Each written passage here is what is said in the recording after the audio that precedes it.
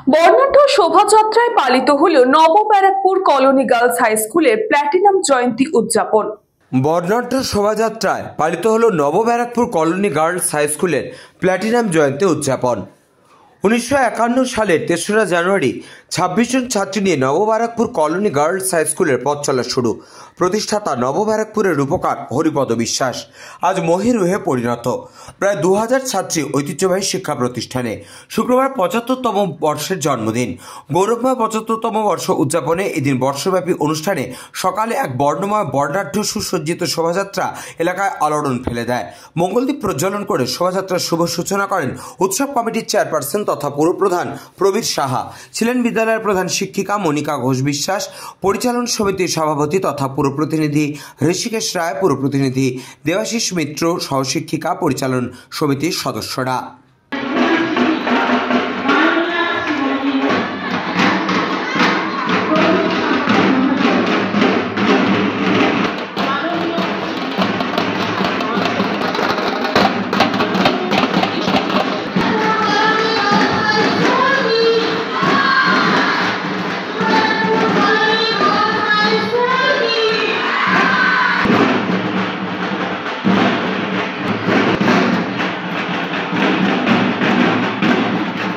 উৎসব কমিটির চেয়ারপারসনকে বরণ করে নিয়ে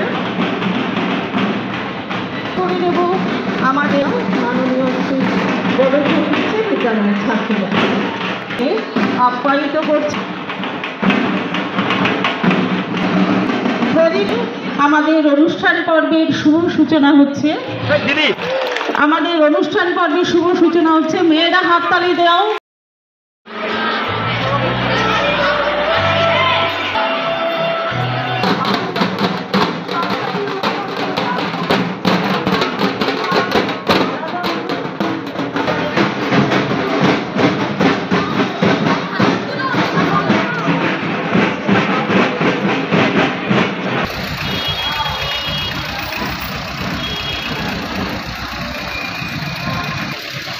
নিউ ব্যারাকপুরের গৌরব তো এটা। 1950 সালের 3রা জানুয়ারি তৎকালীন আমাদের নিউ ব্যারাকপুরের স্রষ্টা হরিপদ বিশ্বাস দুটি স্কুল চালু করেছিলেন। এটা আমাদের কাছে অত্যন্ত গর্বের এবং আনন্দের, এবং এখান থেকে ভালো ছাত্রছাত্রী তৈরি হচ্ছে। বিভিন্ন ইনস্টিটিউশনে তারা যাচ্ছে, তারা সফলতার সাথে করছে, তাতে আমাদের শহরের আরও বেশি গৌরবান্বিত হচ্ছে। এটা তো আমাদের পক্ষে অসম্ভব গর্বের একটা জিনিস। একটা স্কুল 1951 সালে 3 জানুয়ারি থেকে তার পথ চলা শুরু হয়েছিল। নিউ ব্যারাকপুর তখন একটা কলোনি জায়গায়, একটা ওপার বাংলা থেকে প্রচুর বাস্তুহারা মানুষ এপার বাংলায় এসে প্রথম এখানে একটা কলোনি গড়ে উঠল।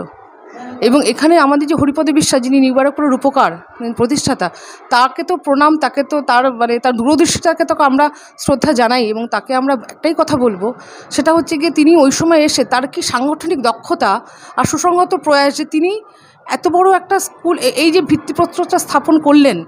সবার আগে তিনি বুঝলেন যে শিক্ষাটা আগে লাগবে। এটার জন্য তিনি উদ্বাস্তু যারা এসেছিলেন তাদের সবাইকে একত্রিত করলেন।